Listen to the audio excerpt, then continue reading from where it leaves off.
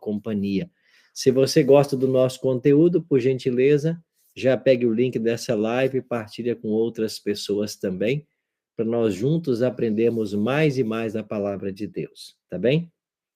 Outro detalhe importante, você já é inscrito no canal? Se não é ainda, por gentileza, se inscreva. Ative o sininho para você receber as novidades e a gente vai junto aí cada dia estudando a palavra do Senhor. Lição 3, controvérsias. Essa semana vamos estudar várias controvérsias, inclusive uma a respeito do sábado, que já aparece aqui no verso áureo da lição, né? No verso para memorizar.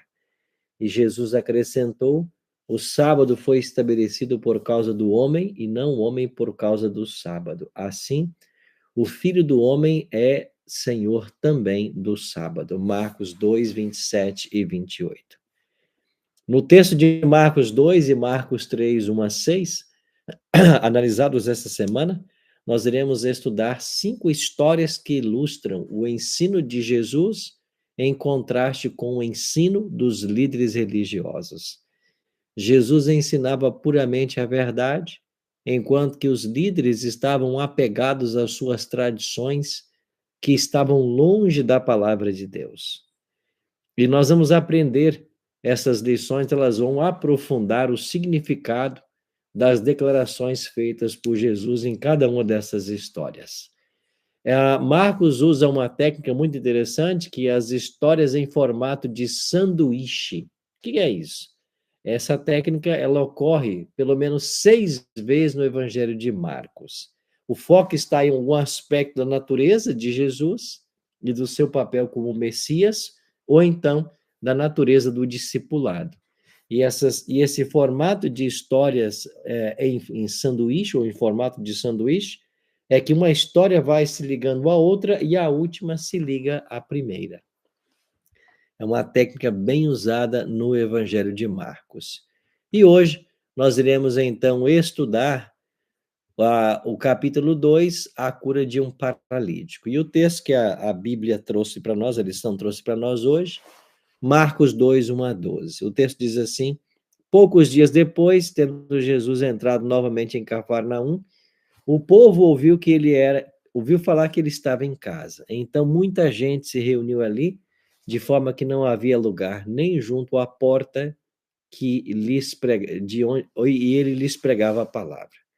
Vieram alguns homens trazendo um paralítico carregado por 4 deles. Não podendo levá-los a Jesus, por causa da multidão, removeram parte da cobertura do lugar onde Jesus estava e, pela abertura no teto, baixaram a maca em que estava deitado o paralítico. Vendo a fé que eles tinham, Jesus disse ao paralítico: filho, os seus pecados estão perdoados. Estavam sentados ali alguns mestres da lei, raciocinando em seu íntimo: por que esse homem fala assim? Está blasfemando. Quem pode perdoar pecados a não ser somente Deus? Jesus percebeu logo em seu espírito que era isso que eles estavam pensando e lhes disse: por que vocês estão remoendo essas coisas em seu coração? O que é mais fácil dizer ao paralítico: os teus pecados estão perdoados, ou levante-se, pegue a tua maca e anda? Mas para que vocês saibam que o Filho do Homem tem na terra autoridade para perdoar pecados, disse-lhe ao paralítico: eu digo a você, levante-se, pegue a sua maca e vá para casa. Ele se levantou, pegou a maca e saiu à vista de todos, que atônitos glorificavam a Deus, dizendo: nunca vimos nada igual. O palco do milagre, a cidade de Jesus, Cafarnaum. Eu visitei essa cidade já. É uma cidade à margem do mar da Galileia. Jesus morou por um tempo ali, em Cafarnaum. Por isso é conhecido como a cidade de Jesus. Ali também morava a sogra de Pedro, a quem Jesus, certa ocasião, curou de uma febre. E Jesus certamente morava ali com alguns dos seus discípulos nessa cidade. Estava pregando numa casa, aqui não disse qual a casa, ali estavam os líderes religiosos. De repente, 4 amigos, eles então trazem um homem paralítico para que Jesus o curasse. Interessante que esses homens possuíam uma fé naquilo que Jesus poderia realizar. E com muito esforço, levaram esse amigo até Jesus. Deveria ser um amigo muito pessoal deles, né? Para tanto esforço.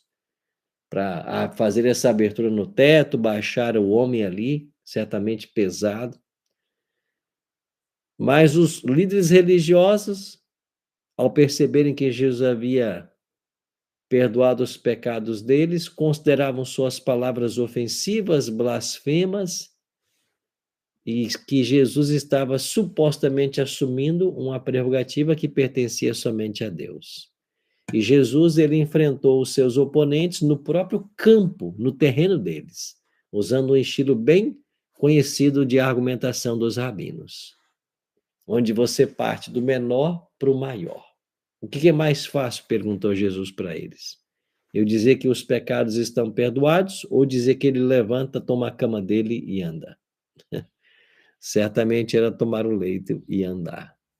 Então, se Jesus era capaz de fazer aquele homem andar pelo poder de Deus, então sua reivindicação de perdoar pecados, ela estava confirmada. Ele era Deus. Ele era o Messias da profecia e que eles tanto rejeitavam. Foi exatamente isso que Jesus fez. Jesus, então, curou aquele paralítico para que ele fosse para casa. Interessante que desse milagre, antes de curar, Jesus ofereceu para ele o perdão dos pecados. E os líderes religiosos não concordaram com essa ideia. Interessante que Jesus leu o coração daqueles homens. E eles estavam ali para criticar o ministério de Jesus. Não queriam aceitar as evidências, os milagres por ele realizado. Bom, o que estava acontecendo no coração desses líderes? A lição trouxe o texto de Miqueias 6, 6-8, que fala justamente o que se passava no coração dos líderes naquele dia. Miqueias 6, 6-8 declara: com que eu poderia comparecer diante do Senhor e curvar-me perante o Deus exaltado? Deveria oferecer holocaustos de bezerros de um ano? Ficaria o Senhor satisfeito com milhares de carneiros, com 10.000 ribeiros de azeite? Devo oferecer a meu filho mais velho, por causa da minha transgressão, o fruto do meu corpo por causa do pecado que eu cometi? Ele mostrou a você, ó homem, o que é bom e o que o Senhor exige. Pratique a justiça, ame a fidelidade e ande humildemente com o Senhor teu Deus. É isso que o Senhor deseja. Praticar a justiça, amar a fidelidade e andar humildemente com Deus. Aqueles líderes tinham perdido de vista o que realmente importa: justiça, misericórdia e humildade. Estavam tão obcecados em defender a ideia que tinham de Deus, que ficaram cegos para as obras de Cristo que acontecia diante deles. Eles não mudaram sua percepção de Jesus, embora Jesus tivesse dado provas da sua messianidade. Jesus mostrou também que era capaz de ler a mente deles, o que não era pouca coisa. Curou o paralítico na presença deles. Eles não podiam negar nenhum desses acontecimentos. Mas, diante de tudo isso, permaneceram incrédulos. Como é duro o coração humano. A grande lição que nós devemos extrair de hoje é se nós também temos essa mesma atitude. Se nós somos incrédulos, mesmo diante de tantas coisas maravilhosas que Deus tem realizado.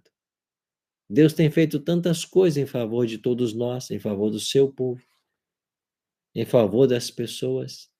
Como nós encaramos isso? Como prova do amor e cuidado dele? Ou achamos que tudo é fruto do acaso? É a reflexão que você hoje devemos fazer. Ele é Deus, ele tem poder de perdoar pecados, ele tem poder de curar as enfermidades e ele tem o poder de transformar também o coração, quando nós nos sujeitamos a ele. Como diz o texto de Miqueias, quando nós andamos humildemente com Deus. Andar humildemente com Deus significa estar submisso à vontade dele e não à nossa. Que você tenha um domingo abençoado na presença do Senhor e não se esqueça das obras do Senhor. E que essas obras te levem dia a dia mais perto dele. e não gere incredulidade no seu coração. Não se esqueça de deixar aqui o seu like se você gosta da lição e partilhar com os seus amigos. E eu queria orar com você. Ora comigo. Pai, muito obrigado pelo grande privilégio que nós temos de conhecer as histórias da tua palavra e a forma maravilhosa como o Senhor sempre atuou em benefício da humanidade. Não permita que o nosso coração seja incrédulo diante de tantas evidências do teu amor e do teu cuidado, mas que a nossa vida esteja diante dos teus olhos, que o Senhor cuide de nós e nos proteja. Oramos em nome de Jesus. Amém. Muito obrigado, meus queridos amigos, pelo tempinho que passamos juntos aqui hoje, 10 minutinhos. Que Deus abençoe ricamente você. Um abraço carinhoso para todo mundo que entrou aqui na live. Amanhã cedo a gente volta para mais um estudo da lição. Deus te abençoe.